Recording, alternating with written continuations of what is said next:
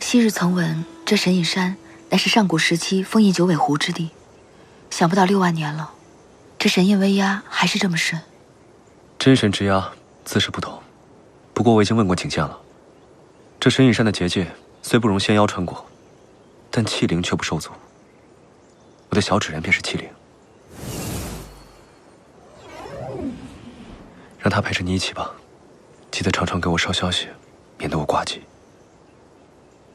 对了，家业给你带的甜食干果你带了吗？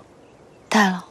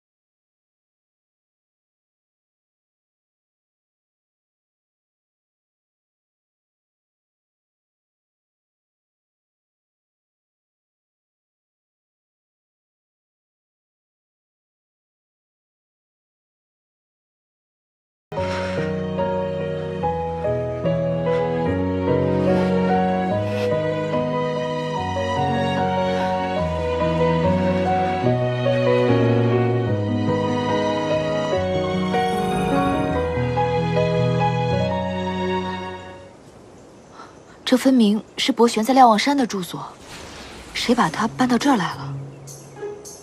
景渊，你怎么来了？怎么了？看本尊舍弃了一切尊荣，独身前来陪伴，是不是很感动啊？我昨日已经说得十分清楚，我是后池，不是上古，请你莫要再胡闹了。我知道这神隐山的结界本就是你们设的，困不住你。你走吧。我既是来这受罚的，便不用你来作陪。好了好了，本尊知道你就是你，但好不容易有这么个地方你出不去，那青木又进不来，本尊偏生就要待在这儿，谁也别想赶我走。你这又是何苦呢？我如今已是青木之妻。打住，我可没有那么多想法。只是放你一人在此，本尊如何放心得下呀？况且这地方6万年没人住过了，荒山野岭的，什么都没有。若是没有本尊的陪伴，这100年你怎么过呀？所以，你就把这竹屋搬过来了。怎么样，喜欢吗？